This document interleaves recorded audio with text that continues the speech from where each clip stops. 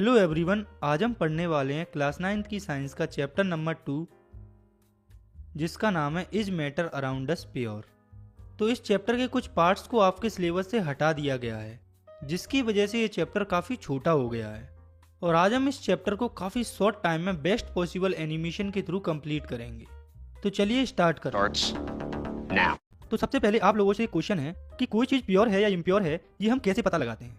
जैसे कि घी, दूध, स्पाइसेस, इन सब पर प्योर का टैग लगा रहता है। जैसा कि आपने कई बार इनके एड्स वगैरह में देखा होगा कि शुद्ध घी, प्योर मिल्क। तो यहाँ पर प्योर का मतलब है बिना मिलावट, मतलब कि उसमें किसी भी प्रकार की कोई मिलावट नहीं है। तो हमारे लिए तो ये चीज़ें प्योर हो जाती हैं। लेकिन जो साइंटिस्ट्स होते हैं वो कुछ अलग तरीके से सोचते हैं। उनके लिए ये जो सारी चीज़ें जो हमारे लिए प्योर होती हैं वो उनके लिए डिफरेंट डिफरेंट सब्सटेंस की मिक्सचर होती हैं। फॉर एग्जाम्पल, अगर हम बात करें मिल्क की यानी दूध की, तो हमारे लिए प्योर मिल्क वो मिल्क होता है जिसमें बाहरी सब्सटेंस की मिलावट ना हो। लेकिन साइंटिस्ट के अकॉर्डिंग मिल्क जो है वो मिक्सचर होता है वाटर, फैट और प्रोटीन का। कहने का मतलब ये है कि साइंटिस्ट के अकॉर्डिंग मिल्क एक प्योर सब्सटेंस नहीं होता। तो अगर ये सब्सटेंस भी साइंटिस्ट के अकॉर्डिंग प्योर नहीं है, तो साइंटिस्ट कैसे किसी सब्सटेंस को प्योर सब्सटेंस मानते हैं। तो साइंटिस्ट के अकॉर्डिंग प्योर सब्सटेंस वही है जो कि एक सिंगल टाइप के पार्टिकल से मिलकर बना हो, या फिर उसमें और भी कोई पार्टिकल्स हो तो वो हमेशा फिक्स कंपोजिशन में हो। जैसे कि जो वाटर होता है उसका फॉर्मूला होता है H2O। तो वाटर के अंदर ये जो हाइड्रोजन और ऑक्सीजन का कंपोजिशन है वो हमेशा फिक्स होता है। इसलिए जो साइंटिस्ट हैं उन्होंने मैटर को दो सब्सटेंस में डिवाइड किया है, जो कि है प्योर सब्सटेंस और इम्प्योर सब्सटेंस। जिनमें प्योर सब्सटेंस को आगे फर्दर दो टाइप्स में डिवाइड किया गया है, जो कि है एलिमेंट्स और कंपाउंड्स। और जो इम्प्योर सब्सटेंस होते हैं उन्हें बेसिकली मिक्सचर कहा जाता है, जिन्हें हमें अब अच्छे से समझना है। तो हम शुरुआत करते हैं मिक्सचर से। तो mixture are constituted by more than one kind of pure form of matter. मतलब कि मिक्सचर्स जो है वो एक से ज्यादा प्योर फॉर्म ऑफ मैटर से मिलकर फॉर्म होते हैं। इसे आप ऐसे समझिए कि मान लो कि सोडियम क्लोराइड जो कि होता है नमक, उसे जब हम पानी में मिक्स करते हैं तो एक मिक्सचर तैयार हो जाता है। और अगर हम चाहें तो इस मिक्सचर को इवोपोरेशन की प्रोसेस से अलग अलग कर सकते हैं। और इसी के साथ सोडियम क्लोराइड जो कि एक प्योर सब्सटेंस होता है, उसे हम फिजिकल प्रोसेस से उसके केमिकल कॉन्स्टिट्यूएंट्स में ब्रेक नहीं कर सकते। तो यहाँ से हमें मिक्सचर और प्योर सब्सटेंस के बीच में एक डिफरेंस का पता चलता है, जो कि ये है कि मिक्सचर और प्योर सब्सटेंस भले ही मैटर की दो फॉर्म से मिलकर फॉर्म हो सकती हैं, लेकिन मिक्सचर को फिजिकल प्रोसेस से वापस उनके केमिकल कॉन्स्टिट्यूएंट में ब्रेक किया जा सकता है। लेकिन जो प्योर सब्सटेंस होते हैं उन्हें फिजिकल प्रोसेस से उनके केमिकल कॉन्स्टिट्यूएंट में ब्रेक नहीं किया जा सकता। ऐसे ही जो शुगर होती है वो एक टाइप की प्योर मैटर से मिलकर बनी होती है और उसका कंपोजिशन हमेशा सेम होता है। ग्लूकोज शुगर का एक फॉर्म होता है जिसका कंपोजिशन होता है C6H12O6 और इस कंपोजिशन को किसी भी फिजिकल प्रोसेस से अलग नहीं किया जा सकता।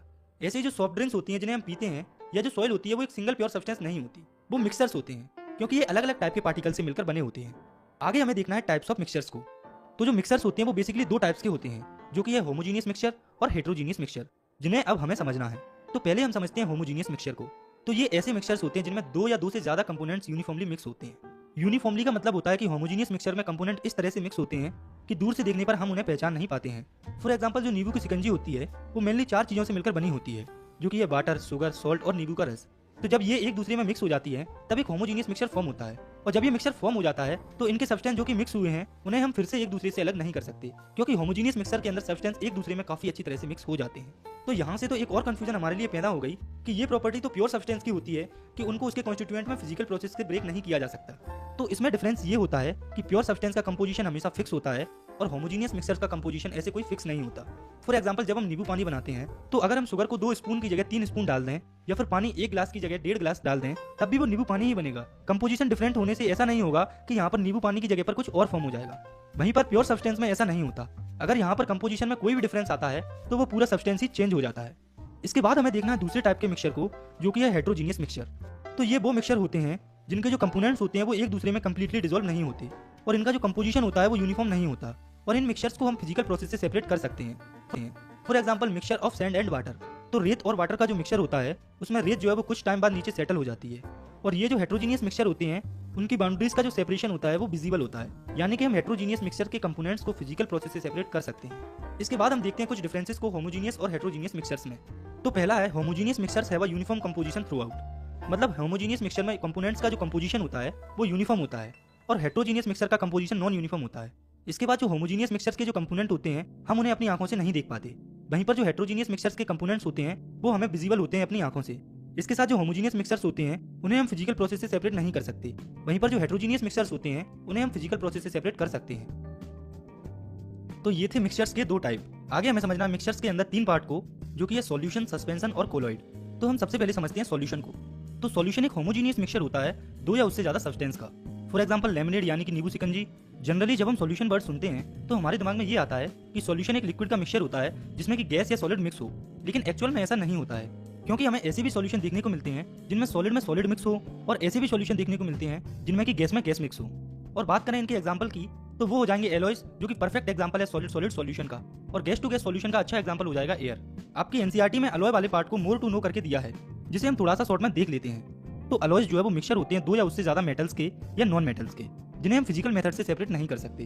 तो अब आप कहेंगे जब हम अलॉयज को फिजिकल मेथड से सेपरेट नहीं कर सकते तो इन्हें मिक्सचर क्यों कहते हैं, प्योर सब्सटेंस क्यों नहीं? तो ऐसा इसीलिए होता है क्योंकि जो अलॉयज होते हैं वो अपने कॉन्स्टिट्यूएंट्स की प्रॉपर्टी शो करते हैं और इनका कंपोजिशन भी वेरिएबल हो सकता है। तो यहाँ से हमें मिक्सचर और प्योर सब्सटेंस के बीच में एक और पॉइंट पता चलता है, जो कि ये है कि मिक्सचर्स अपने कॉन्स्टिट्यूएंट की प्रॉपर्टी शो करते हैं, वहीं पर प्योर सब्सटेंस की प्रॉपर्टी उनकी कॉन्स्टिट्यूएंट से बिल्कुल डिफरेंट होती है। फॉर एग्जाम्पल जैसे कि सॉल्ट सॉल्यूशन होता है वो हमेशा खारा ही होता है, शुगर सॉल्यूशन हमेशा मीठा ही होता है। तो कहने का मतलब ये है कि मिक्सचर्स अपने कॉन्स्टिट्यूएंट्स की प्रॉपर्टी को शो करते हैं, वहीं पर जो प्योर सब्सटेंस होता है उसकी प्रॉपर्टी उसकी कॉन्स्टिट्यूएंट्स से बिल्कुल डिफरेंट होती है।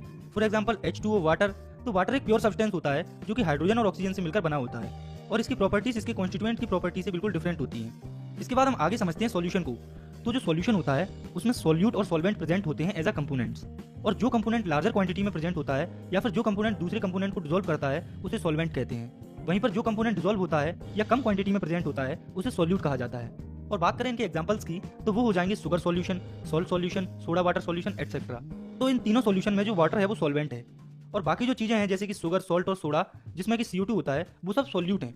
आपको ये बात याद रखना है कि वाटर जो है वो यूनिवर्सल सॉल्वेंट होता है, यानी कि ये ज्यादातर सभी चीजों को अपने अंदर डिसॉल्व कर लेता है। इसके बाद हमें देखना है सॉल्यूशन की प्रॉपर्टीज को।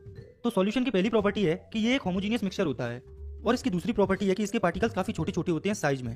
इसके पार्टिकल्स 1 नैनोमीटर से छोटे होते हैं। 1 नैनोमीटर बराबर होता है 10⁻⁹ मीटर, इसलिए हम जो है इन्हें अपनी आंखों से डायरेक्टली नहीं देख पाते हैं। और वहीं पर बात करें इनकी तीसरी प्रॉपर्टी की तो वो ये है क्योंकि इनके पार्टिकल्स का साइज काफी छोटा होता है, इसी वजह से सॉल्यूशन जो है उनसे जो लाइट पास होती है उसे स्कैटर नहीं करते हैं, इसीलिए हमें सॉल्यूशन में से जो बीम ऑफ लाइट पास होती है वो विजिबल नहीं होती। और बात करें इसके चौथे फंक्शन की तो वो ये है कि सॉल्यूशन के अंदर जो सॉल्यूट के पार्टिकल्स होते हैं वो मिक्सचर से सेपरेट नहीं किए जा सकते फिल्ट्रेशन प्रोसेस के थ्रू, और ऐसा इसलिए होता है क्योंकि सॉल्यूशन होमोजीनियस मिक्सचर होते हैं, जिसकी वजह से ये जो सॉल्यूट के पार्टिकल्स होते हैं वो नीचे सेटल नहीं होते जब हम उन्हें ऐसे ही फ्रीली छोड़ देते हैं। इसके बाद आगे हमें समझना है कंसंट्रेशन ऑफ सॉल्यूशन को। तो it is basically a proportion और amount of solute and solvent in the solution, मतलब कंसंट्रेशन जो है वो सॉल्यूट और सॉल्वेंट का अमाउंट होता है सॉल्यूशन में। तो सॉल्यूशन के अंदर सॉल्वेंट हमेशा ज्यादा प्रोपोर्शन में होता है, इसीलिए हम यहाँ पर सॉल्यूट पर थोड़ा ज्यादा ध्यान देंगे। तो सॉल्यूशन के अंदर सॉल्यूट के अमाउंट के बेसिस पर जो सॉल्यूशन है वो डाइल्यूट हो सकता है या कंसंट्रेटेड हो सकता है। तो डाइल्यूट सॉल्यूशन वो सॉल्यूशन होता है जिसके अंदर सॉल्यूट की जो मात्रा होती है या सॉल्यूट का जो कंसंट्रेशन होता है वो काफी कम होता है। वहीं पर कंसंट्रेटेड सॉल्यूशन वो सॉल्यूशन होता है जिसमें सॉल्यूट की काफी ज्यादा मात्रा या कंसंट्रेशन होती है। जैसे आप मान लो 2 सॉल्ट सॉल्यूशन है, एक सॉल्यूशन में 100 ml वाटर में 2 ग्राम सॉल्ट मिक्स है और दूसरे सॉल्यूशन में 100 ml वाटर में 10 ग्राम सॉल्ट मिक्स है। तो हम यहाँ से काफी आसानी से कह सकते हैं कि पहले वाला जो सॉल्यूशन है वो डाइल्यूट है और दूसरे वाला सॉल्यूशन कंसंट्रेटेड सॉल्यूशन है। आपको ये बात यहाँ से याद रखनी है कि जो डाइल्यूट और कंसंट्रेटेड जो है वो कंपैरेटिव टर्म्स हैं। इसे आप ऐसे समझिए कि अभी हमने ऊपर देखा कि 10 ग्राम सॉल्ट जो है वो 100 ml वाटर में कंसंट्रेटेड सॉल्यूशन फॉर्म कर रहा है, लेकिन अगर वहीं पर कोई ऐसा सॉल्यूशन रखा है जिसमें 20 ग्राम सॉल्ट हो 100 ml वाटर में, तो उस केस में 10 ग्राम सॉल्ट वाला जो सॉल्यूशन है वो डाइल्यूट सॉल्यूशन हो जाएगा 20 ग्राम सॉल्यूशन वाले के कंपैरिजन में। तो कहने का मतलब ये है कि ये डाइल्यूट और कंसंट्रेटेड दो कंपैरेटिव टर्म्स हैं। इसके बाद हमें समझना सैचुरेटेड और अनसैचुरेटेड सॉल्यूशंस के बारे में। तो सैचुरेटेड सॉल्यूशन ऐसे सॉल्यूशन होते हैं जिनमें कि किसी पर्टिकुलर टेम्परेचर पर मैक्सिमम जो सॉल्यूट है वो डिसॉल्व हो चुका हो, मतलब कि ऐसे सॉल्यूशन जिनमें और ज्यादा सॉल्यूट डिसॉल्व ना किया जा सके। फॉर एग्जांपल आप मान लो कि कोई शुगर सॉल्यूशन है, हम उसमें शुगर ऐड करते जाएं तो इस सॉल्यूशन के अंदर एक ऐसा पॉइंट आएगा कि इसमें और ज्यादा शुगर ऐड नहीं होगी, तो हम इस पॉइंट के सॉल्यूशन को सैचुरेटेड सॉल्यूशन कहेंगे। कहने का मतलब ये है कि हम सैचुरेटेड सॉल्यूशन में और ज्यादा सॉल्यूट ऐड नहीं कर सकते। लेकिन वहीं पर अगर हम सैचुरेटेड सॉल्यूशन के लिए टेम्परेचर को इंक्रीज कर देते हैं तो हम इस पर्टिकुलर सैचुरेटेड सॉल्यूशन में और ज्यादा सॉल्यूट को ऐड कर पाएंगे। तो जब हम हाई टेम्परेचर पर सैचुरेटेड सॉल्यूशन में और सॉल्यूट को ऐड करके ठंडा कर देंगे तो हमें सुपर सैचुरेटेड सॉल्यूशन की फॉर्मेशन देखने को मिलेगी। तो यहाँ से हम एक बात कह सकते हैं कि हमें सॉल्यूशन की अलग अलग टेम्परेचर पर अलग अलग कंसंट्रेशन या सॉल्युबिलिटी देखने को मिल सकती है। और वहीं पर अगर किसी भी सॉल्यूशन में अमाउंट ऑफ सॉल्यूट जो है वो सैचुरेशन लेवल से कम है तो उस सॉल्यूशन को हम अनसैचुरेटेड सॉल्यूशन कहते हैं। तो अभी तक हमने ये देखा कि सैचुरेटेड सॉल्यूशन में मैक्सिमम सॉल्यूट डिसॉल्व होता है और अनसैचुरेटेड सॉल्यूशन में मैक्सिमम सैचुरेशन लेवल से कम सॉल्यूट डिसॉल्व होता है। और हमने देखा कि एक ही सॉल्वेंट में अलग अलग सॉल्यूट की अलग अलग कंसंट्रेशन हो सकती है अलग अलग टेम्परेचर पर। तो यहाँ से हम कंसंट्रेशन ऑफ सॉल्यूशन की सिंपल डेफिनेशन लिख सकते हैं, जो कि ये है the concentration of solution is the amount of solute present in the amount of solution. मतलब सॉल्यूशन के अंदर सॉल्यूट का जो अमाउंट होता है उसे कंसंट्रेशन ऑफ सॉल्यूशन कहा जाता है। हम कंसंट्रेशन ऑफ सॉल्यूशन को काफी तरीके से फाइंड कर सकते हैं, लेकिन हमें यहाँ इस क्लास में सिर्फ 3 तरीकों को देखना है, जिसमें पहली है मास बाय मास परसेंटेज, दूसरी है मास बाय वॉल्यूम परसेंटेज और तीसरी है volume by volume percentage of a solution. तो मास बाय मास परसेंटेज को हम mass of solute upon mass of solution into 100 वाले फॉर्मूलेशन निकाल सकते हैं। ऐसे ही मास बाय वॉल्यूम परसेंटेज को हम mass of solute upon volume of solution into 100 वाले फॉर्मूलेशन निकाल सकते हैं। और जो वॉल्यूम बाय वॉल्यूम परसेंटेज होती है सॉल्यूशन की, उसे हम volume of solute upon volume of solution into 100 वाले फॉर्मूलेशन निकाल सकते हैं। तो इन फॉर्मूलेस का यूज जो है न्यूमेरिकल्स में होता है। तो अब हम देखते हैं एक न्यूमेरिकल को जो कि एनसीईआरटी का एग्जाम्पल 2.1। तो इस क्वेश्चन में एक सॉल्यूशन है जिसमें 40 ग्राम सॉल्ट है 320 ग्राम वाटर के अंदर। तो हमें इसमें कंसंट्रेशन पता करनी है मास बाय मास परसेंटेज की।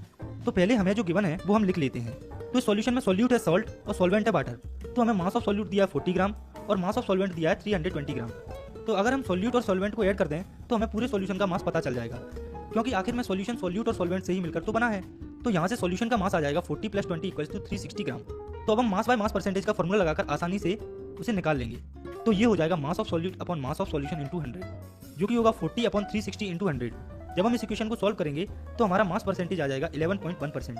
तो आप अगर चाहें तो कंसंट्रेशन की परसेंटेज पर कुछ और न्यूमेरिकल्स को प्रैक्टिस कर सकते हैं। इसके बाद हमें समझना मिक्सचर से रिलेटेड दूसरे टर्म को, जो कि है सस्पेंशन। तो सस्पेंशन जो है वो हेट्रोजीनियस मिक्सचर होता है, जिसमें जो सॉल्यूट के पार्टिकल्स होते हैं वो डिसॉल्व नहीं होते, बल्कि ऐसे ही सस्पेंडेड रहते हैं बल्क ऑफ मीडियम में। इसकी प्रॉपर्टीज से आप इसे और अच्छे से समझ जाएंगे। आइए देखते हैं इसकी प्रॉपर्टीज को। तो सस्पेंशन की पहली प्रॉपर्टी है इट इज हेट्रोजीनियस मिक्सचर। मतलब सस्पेंशन एक हेट्रोजीनियस मिक्सचर होता है, यानी कि इनके अंदर पार्टिकल्स नॉन यूनिफॉर्मली डिस्ट्रीब्यूटेड होते हैं।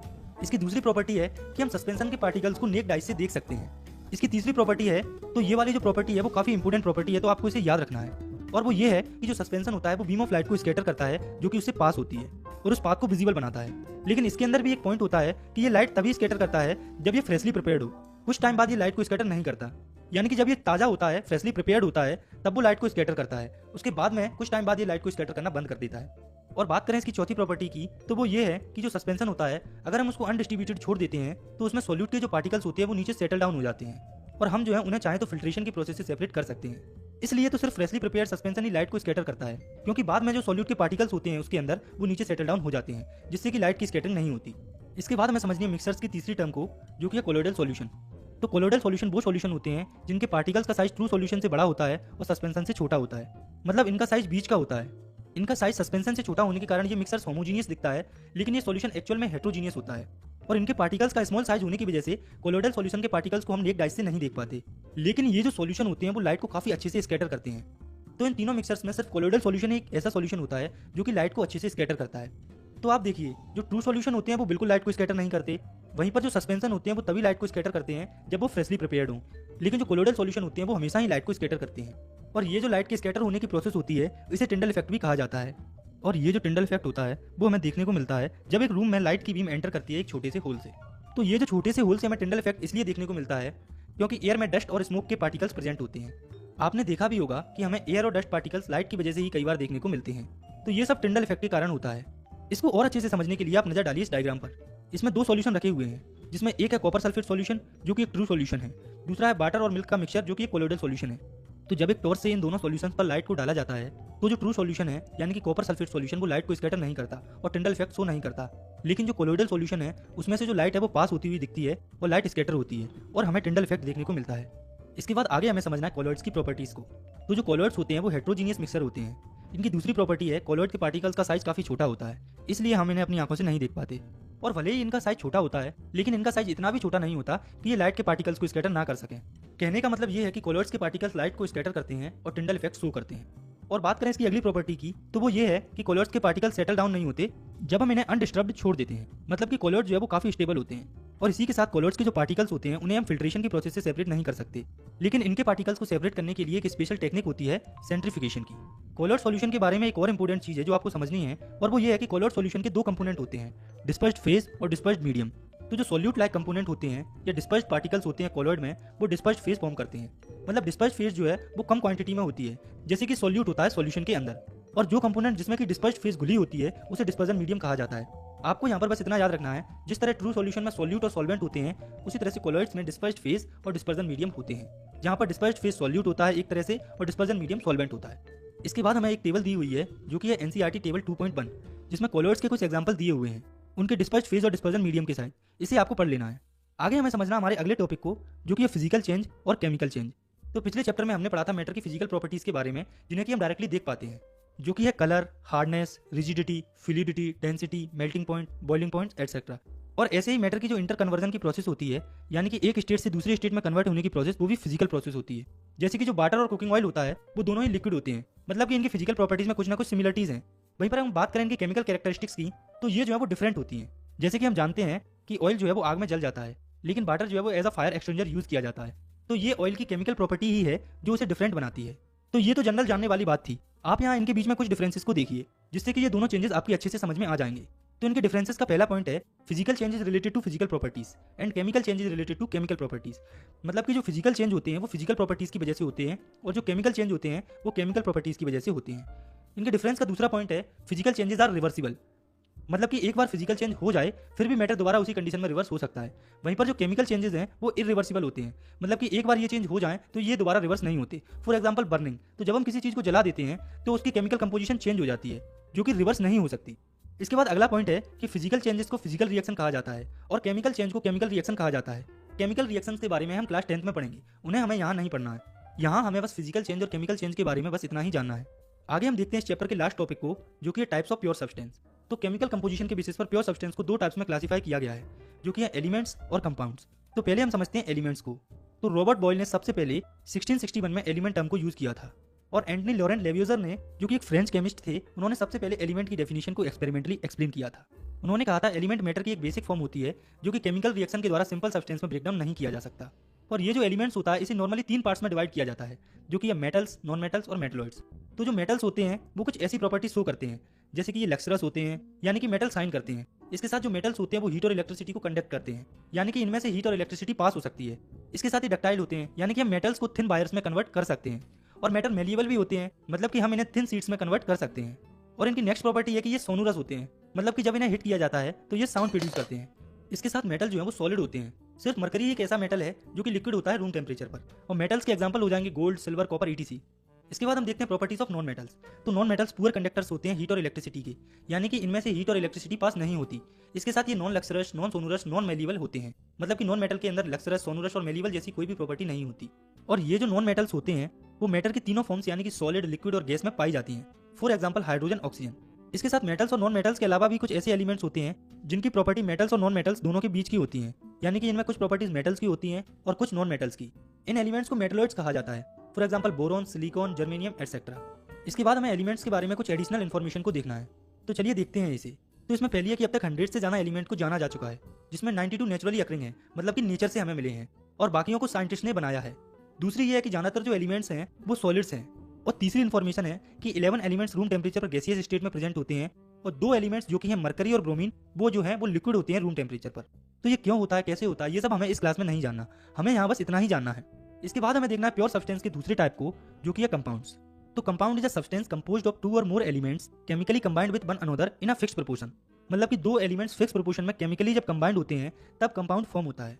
इसके बाद हमें देखनी है कंपाउंड्स की कुछ प्रॉपर्टीज को। तो इनकी पहली प्रॉपर्टी है कि कंपाउंड्स में एलिमेंट का कंपोजिशन हमेशा फिक्स होता है। तो इस कंपोजिशन में अगर थोड़ा भी चेंज आता है तो रिजल्ट टोटली डिफरेंट हो जाता है। और कंपाउंड्स की अगली प्रॉपर्टी है the new substance formed has totally different properties. मतलब कि जो कंपाउंड्स की प्रॉपर्टी होती है वो उसके कॉन्स्टिट्यूएंट्स जिनसे कि वो बना होता है उससे टोटली डिफरेंट होती हैं। इसके साथ हम जो है वो कंपाउंड्स के कॉन्स्टिट्यूएंट्स को फिजिकल मेथड से सेपरेट नहीं कर सकते हैं। तो इस पूरे चैप्टर में स्टूडेंट्स को सबसे ज्यादा कंफ्यूजन 2 टर्म्स के बीच में होती है, जो कि है मिक्सर्स और कंपाउंड। तो इन दोनों के बारे में हम ऊपर अच्छे से समझ चुके हैं। यहाँ हमें इनके बीच में कुछ डिफरेंसेस को देखना है, जिससे ये हमें और अच्छे से समझ में आ जाएंगे। तो मिक्सर्स में पहला पॉइंट है एलिमेंट और compound just mix together to form mixers and no new compound is formed. मतलब कि एलिमेंट्स और कंपाउंड ऐसे ही मिक्स हो जाते हैं मिक्सर को फॉर्म करने के लिए, और इस प्रोसेस में कोई भी नया कंपाउंड फॉर्म नहीं होता। जबकि कंपाउंड में जो एलिमेंट्स होते हैं वो रिएक्ट करते हैं एक दूसरे के साथ नया कंपाउंड फॉर्म करने के लिए। इसके साथ जो मिक्सचर होता है इसका कंपोजिशन वेरिएबल होता है, मतलब कि मिक्सर्स के अंदर एलिमेंट के कंपोजिशन चेंज होता रहता है या फिर चेंज हो सकता है। वहीं पर कंपाउंड्स के अंदर कंपोजिशन हमेशा फिक्स होता है। इसके अलावा जो मिक्सर्स होते हैं वो अपने कॉन्स्टिट्यूएंट की प्रॉपर्टी शो करते हैं, वहीं पर जो कंपाउंड होता है उसकी प्रॉपर्टी उसके कॉन्स्टिट्यूएंट पार्टिकल से बिल्कुल अलग होती है। और जो मिक्सर्स के कॉन्स्टिट्यूएंट्स होते हैं उन्हें फिजिकल मेथड से सेपरेट किया जा सकता है, वहीं पर जो कंपाउंड्स होते हैं उन्हें फिजिकल मेथड से सेपरेट नहीं किया जा सकता। इन्हें सिर्फ केमिकल या इलेक्ट्रोकेमिकल रिएक्शन से ही सेपरेट किया जा सकता है। इसके बाद आप नजर डालिए इस टेबल पर। तो इसमें मैटर को 2 पार्ट्स, जो कि ये प्योर सब्सटेंस और मिक्सचर्स में क्लासिफाई किया हुआ है। इनमें से प्योर सब्सटेंस को फर्दर एलिमेंट्स और कंपाउंड में डिस्क्राइब किया है, और मिक्सचर्स को भी होमोजीनियस और हेटेरोजीनियस में क्लासिफाई किया है। इन सभी के बारे में एक बार हम डिटेल स्टडी कर चुके हैं, लेकिन आप इनको याद रखने के लिए इस टेबल को 2 या 4 बार अच्छे से पढ़ सकते हैं। तो इसी के साथ हमारा ये जो चैप्टर वो यहाँ पर खत्म होता है। आई होप आपको अच्छे से समझ में आया होगा। अगर ये वीडियो पसंद आई है तो आप इसे लाइक कर सकते हैं, और चाहें तो आप इस चैनल को भी सब्सक्राइब कर सकते हैं। तब तक के लिए thanks for watching, take care, bye.